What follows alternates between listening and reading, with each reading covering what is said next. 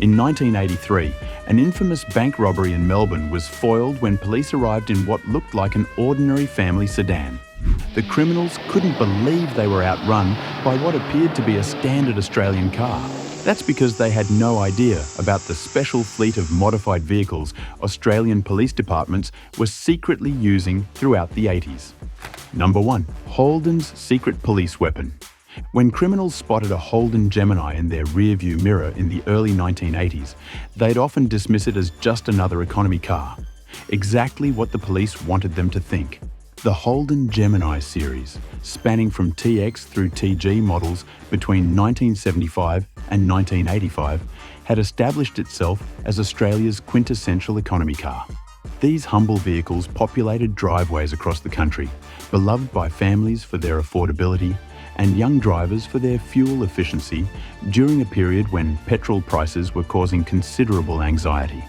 What most Australians never realised was that select police departments across the country maintained fleets of specially modified Geminis that, from the outside, were completely indistinguishable from their civilian counterparts.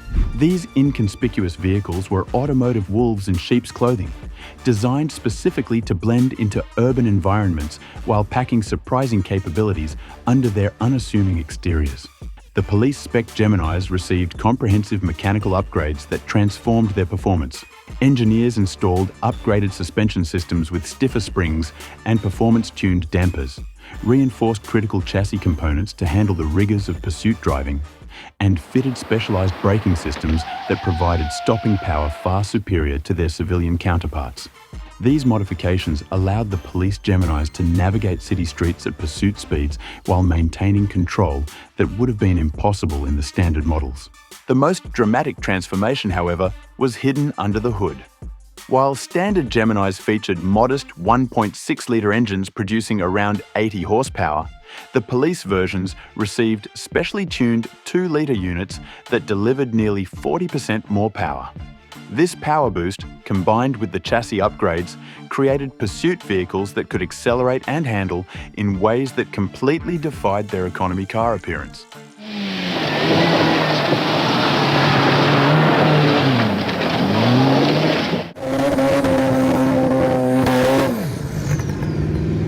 The psychological effect of these vehicles proved almost as valuable as their performance capabilities.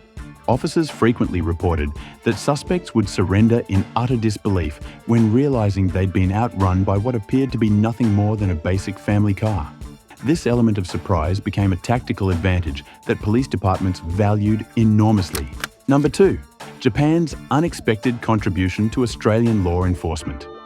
While Holden was creating covert interceptors, another automotive surprise was quietly patrolling Australian highways. The Mitsubishi Sigma, a car most Australians dismissed as just another Japanese import, had become one of law enforcement's most effective secret weapons.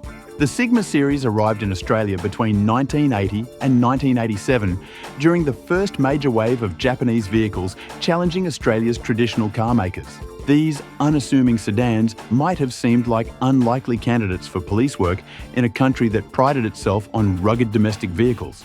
But several state police departments saw potential where others didn't. What made these police Sigmas special was hidden under their ordinary exteriors. They featured the rare 2.6-litre Astron engine, already uncommon in civilian models, but with significant modifications that pushed power well beyond factory specifications.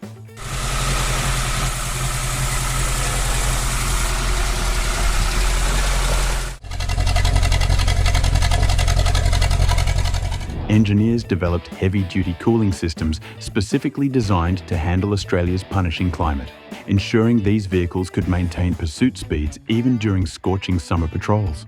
The Sigma's greatest strength was its complete anonymity on Australian roads. Drug runners and speeders had trained themselves to spot Falcons and Commodores in their mirrors, but a Japanese 4-cylinder sedan simply didn't register as a threat. This misconception gave officers a critical tactical advantage, especially in surveillance operations where maintaining cover was essential. These vehicles proved particularly effective for extended highway patrols where their exceptional fuel efficiency and reliability outperformed the thirstier 6-cylinder domestic options. Officers could maintain longer shifts without refueling, covering more ground with fewer resources, a significant operational advantage for departments with budget constraints. Queensland Highway Patrol's Sigma fleet became the stuff of legend among officers. These unassuming vehicles routinely logged over 300,000 kilometres while maintaining their pursuit capabilities. Durability figures that impressed even the most dedicated Ford and Holden loyalists on the force. Number 3. The Ford Falcon. As impressive as those undercover Sigmas were becoming, Ford Australia was orchestrating something even more secretive. Behind closed doors at Ford's Broadmeadows plant, engineers weren't just building family cars. They were crafting purpose-built police interceptors that most Australians would never recognise. The Falcon XD and XE series that rolled out between 1979 and 1984 represented Ford's new direction. While the average motorist saw these vehicles as practical family sedans with their cleaner, more European styling, police departments were receiving something altogether different. Ford's Special Vehicles operations worked directly with law enforcement to create pursuit specials that maintained perfect visual anonymity. Lift the hood of these wolf in sheep's clothing Falcons, and you'd find specially prepared 4.1-litre inline-6 engines with high compression heads and performance camshafts. The upgraded fuel systems helped these engines produce power figures that never appeared in any consumer brochure. Most impressive was the complete factory involvement. Ford developed specific suspension packages, enhanced cooling systems, and strengthened drivetrain components exclusively for police departments.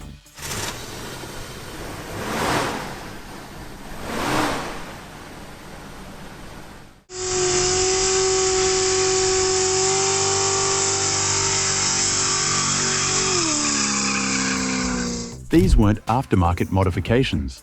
They were purpose-built machines developed alongside regular production.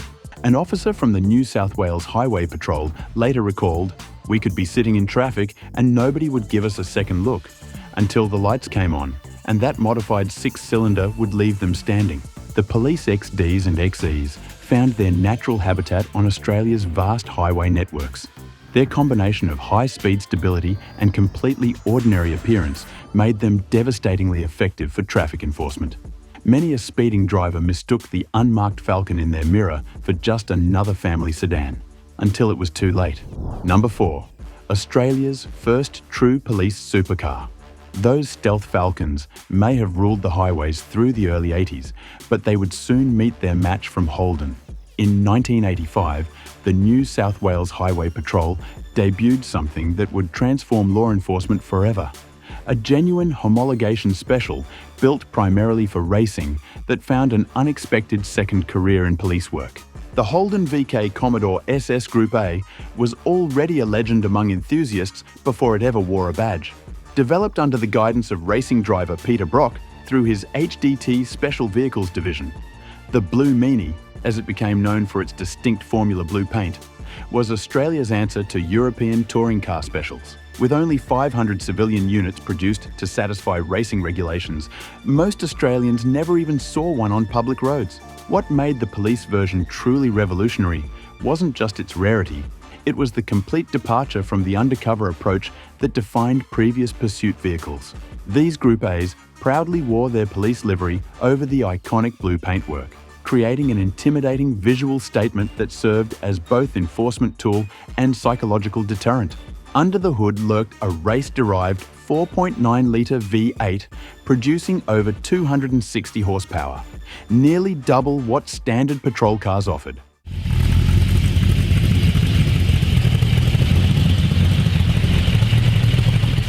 Police mechanics further enhanced these engines with specific modifications to handle the demands of law enforcement duty.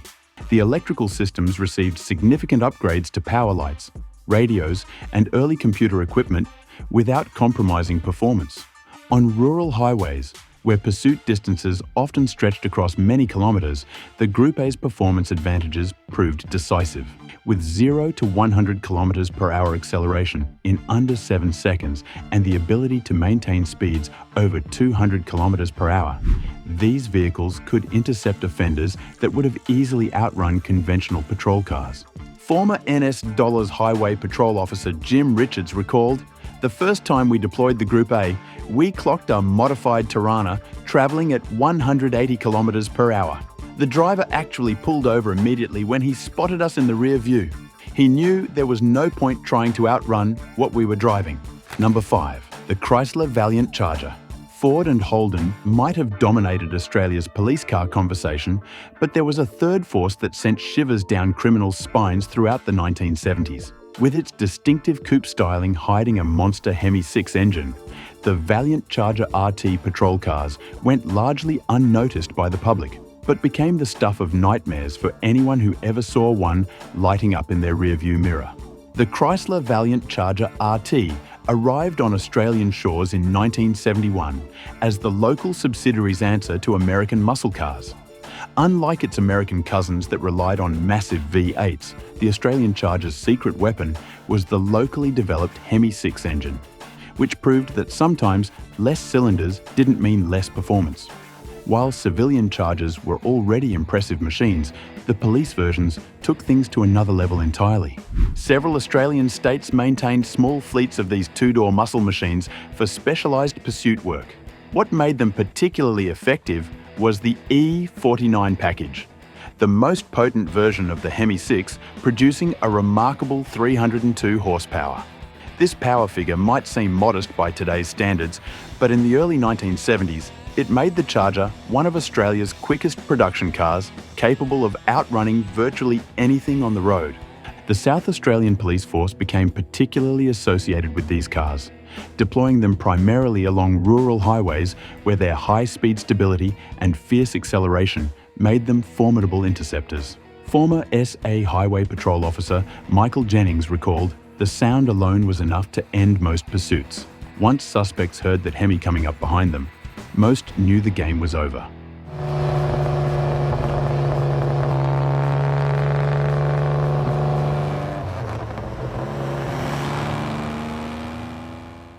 These Chargers weren't without their operational challenges, however. The two-door configuration made transporting suspects awkward, and fitting police communication equipment into the compact interior required creative solutions. But these compromises were considered worthwhile trade-offs for their exceptional performance.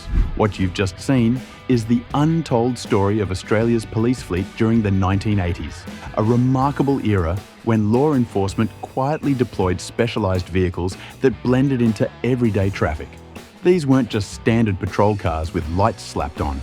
They represented Australian automotive innovation at its finest.